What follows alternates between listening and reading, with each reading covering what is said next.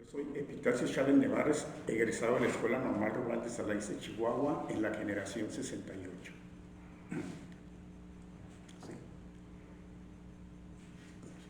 Sí, sí. Cuando se me avisa de esta entrevista, me estresé un poco porque pensé qué decir cuando ya escuché muchas entrevistas a compañeros y pensé que ya estaba toda la información agotada y que yo no tendría nada más que aportar, sino repetir lo mismo, y entonces me preocupaba. Y bueno, pues empiezo de otra manera, ¿verdad? Para concluir lo que fue mi ingreso a la Normal Rural de Saucillo. Y empezaría dándoles un reconocimiento a toda la mesa directiva de este Frente Nacional de Egresados de Escuelas Normales Rurales. Al término de la Segunda Guerra Mundial, surge una frase que después de 80 años sigue siendo vigente porque su manejo se mantiene actualizado. Se le atribuye a Churchill, y otras gentes se lo atribuyen a George Orwell, un periodista, poeta, analista. Y la frase dice que la historia la escriben los vencidos. Muchos años después, por los años 70, una escritora española le agregó y dice: la historia la escriben los vencedores, pero el tiempo da voz a los vencidos. También posteriormente un actor argentino, del cual se me escapa el nombre, la manejó de otra manera y dijo que la historia la escriben los vencedores, pero la verdad de la historia se conoce a través de los vencidos. ¿Por qué saco a colación esto? Porque el trabajo del equipo que dirige el Frente Nacional viene rescatando la historia de las normales rurales a través de los vencidos, ¿verdad?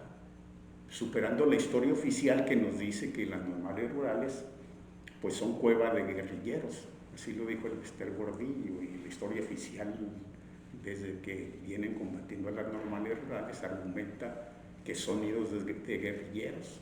Entonces este trabajo tan minucioso y extenso pues viene rescatando la historia y la verdad de la historia a través de los vencidos, entrevistando a compañeros egresados de las diferentes normales.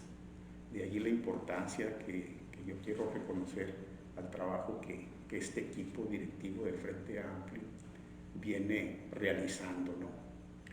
Y que aporta mucha información. Yo también me siento agobiado porque esa información, organizarla y procesarla, requiere de tiempo, y a nuestra edad pues se hace un trabajo más lento, ¿no? Y rescato algunas participaciones de algunos eventos organizados por la mesa directiva del Frente Amplio. Entre ellos, si mal no recuerdo, es un conversatorio a los compañeros, que se celebró entre compañeros de la Escuela Normal Rural de San Marcos. Al término de ese conversatorio hay una pregunta de un maestro que se pregunta el por qué muchos de los que egresamos de las normales rurales abandonamos a las normales rurales, y lo dijo de manera muy explícita. Yo, si mi apreciación no es equivocada, de manera implícita percibí también como cierto reclamo al hecho de que muchos de los que egresamos de las normales rurales traicionamos la formación que ahí recibimos, ¿no? Y entonces me pareció muy interesante porque pues en descarga de las normales rurales, a mí me parece que toda la vida de un ser humano está llena de claroscuros, o que todos los seres humanos en el trayecto de nuestra vida tenemos diferentes facetas y ninguna excluye a la otra, de tal manera que no podemos ser injustos al juzgar, porque tenemos que considerar muchos factores, sobre todo el contexto, y reconocer que efectivamente tenemos una vida llena de claroscuros. José Vasconcelos, un personaje que mientras estuvo fuera del poder fue fascista, incluso fue representante del partido nazi alemán aquí en México, y sin embargo cuando estuvo en el poder pues contribuyó grandemente a la cultura, creó la Secretaría de Educación Pública, creó misiones culturales, dio un fomento muy extensivo a la lectura a través de fundación de bibliotecas, es decir, facetas muy contradictorias. Incluso alabando la conquista y defenestrando a los indígenas cuando estuvo fuera del poder, pero dentro del poder contribuyó mucho al desarrollo cultural de nuestro país. ¿Y qué es lo que salva a la trascendencia de un ser humano? Pues es la balanza de la justicia, ¿verdad? Si finalmente pesa más el valor de los valores que preservan y conservan la vida, trascienden la historia. Si pesa más el plato de los antivalores, pues se va al basurero de la historia o se va al olvido. Lázaro Cárdenas, que también tiene sus claroscuros, la expropiación petrolera, crearon del ejido, y algo que casi no se menciona, pues fue el haber enfrentado a Stalin cuando le da asilo político a Trotsky, que venía siendo rechazado por temor a Stalin por todas las demás potencias. Incluso Noruega, que ya formaba parte de la URSS, le dio un asilo temporal nada más que para que se fuera del país, saliera de la URSS. Y Cárdenas lo confronta y lo asila y confronta a Stalin, y aquí duró hasta que el brazo armado de Stalin lo alcanzó. Entonces, ¿cómo debemos ser cuidadosos al juzgar? Porque decía Ortega y Gasset que el hombre es el hombre y sus circunstancias, entonces hay que considerarlo muy en cuenta.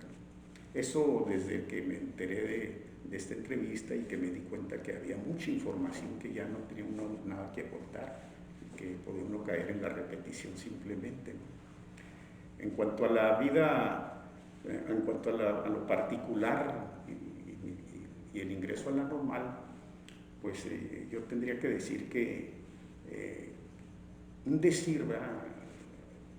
Más o menos, si había 150 alumnos en el ciclo secundario, al inicio de la secundaria, y ya al inicio de profesional llegaban 146 o 144, porque algunas 4 o 6, muy pocas becas, se perdían por expulsión o por retiro voluntario del estudiante, incluso fallecimientos. Pues al llegar al ciclo secundario, del ciclo profesional, se completaron las becas que se venían dando en el ciclo secundario. Si en el ciclo secundario había 150 becas y llegaban 154, había que cubrir 6 nuevos ingresos a profesional para que ingresaran 150, que no se perdieran esas 6 becas. En ese tipo de becas que se recuperaban, ingresó un servidor a la Normal de Salaices. Había 4 becas disponibles y presentamos examen 96, nos quedamos 4, un compañero de CRIL, de nombre Carlos Amador, un compañero del pueblito de Allende que se llama Octavio Beltrán, un compañero Oscar Quintana que trabaja en Juárez y un servidor, todavía afortunadamente vivos. Esos 4 ingresamos de 96 que presentamos examen de admisión.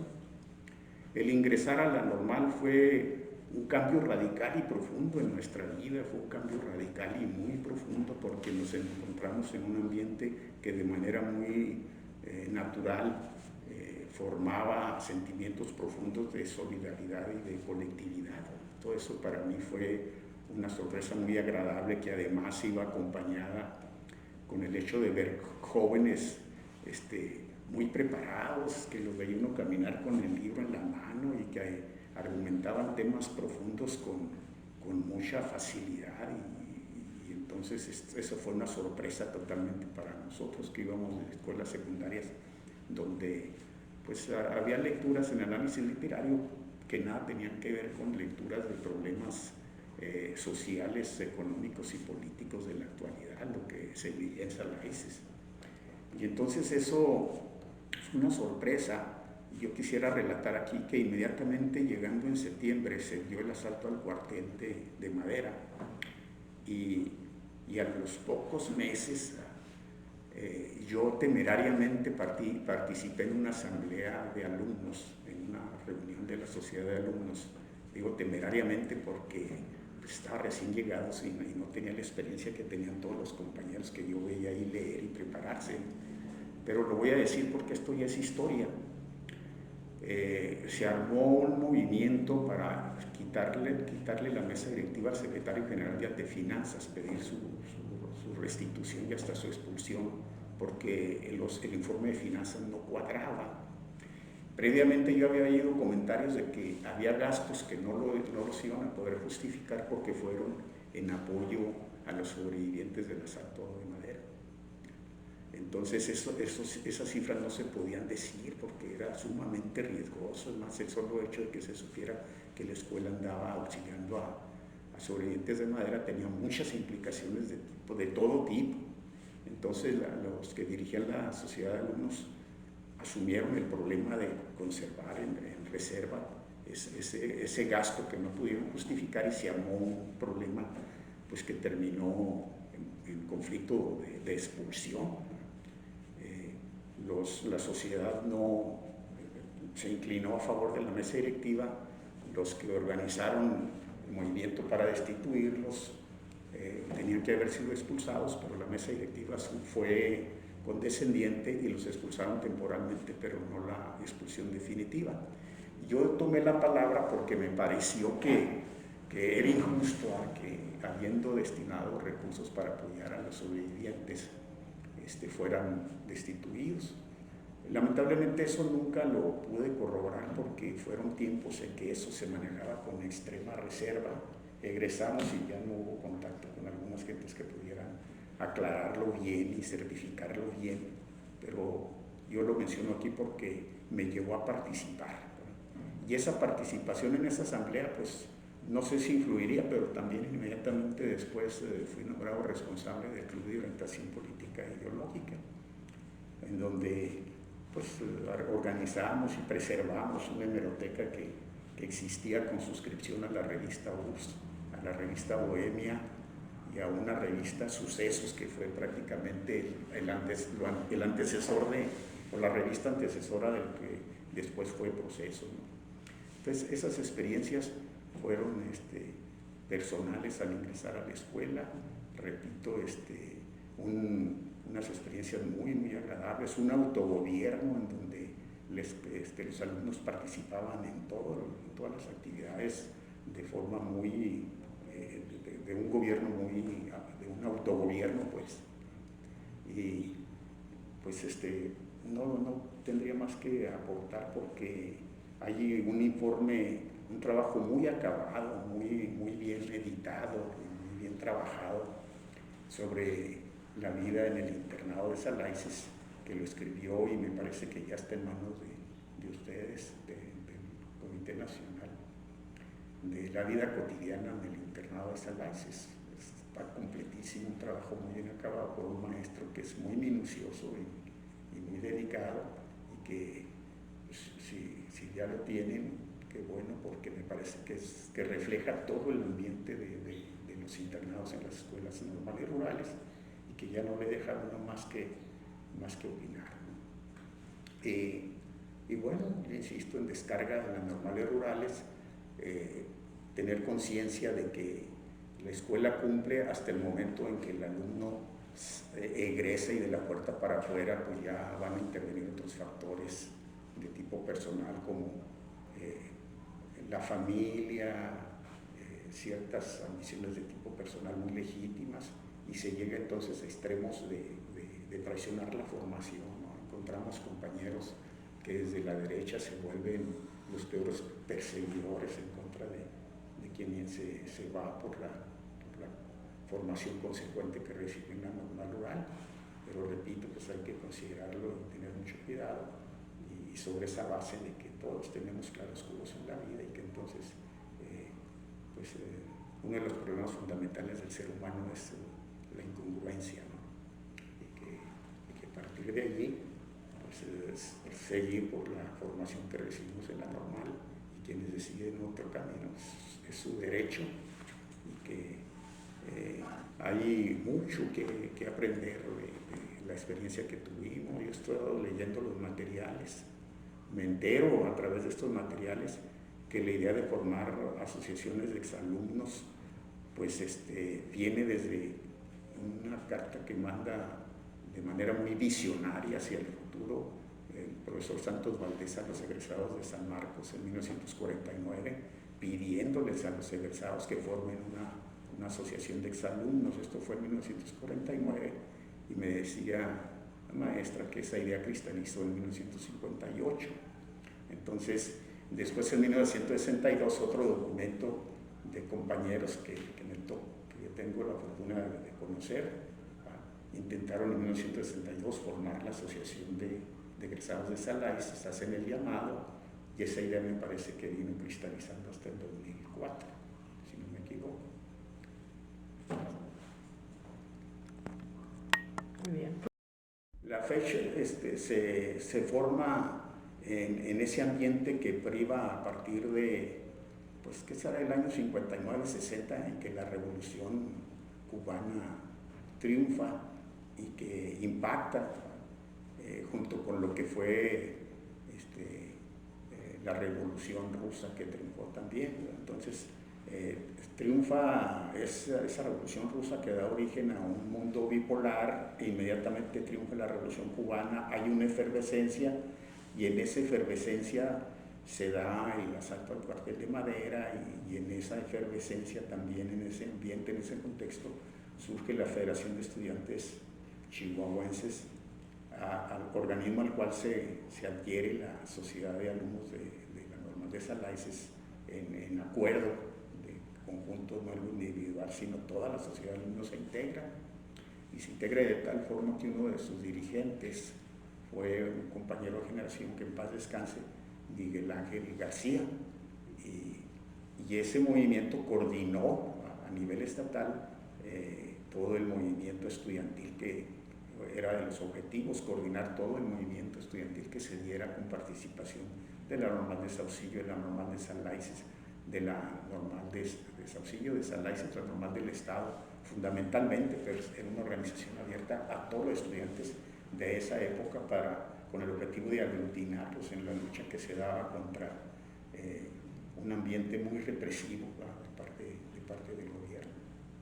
Repito, un compañero fue presidente de la FECH, y fundadores, me parece que todavía sobreviven algunos, entre ellos el profesor Ramón Sánchez, no sé si fue fundador, pero participó muy de lleno en la FECH.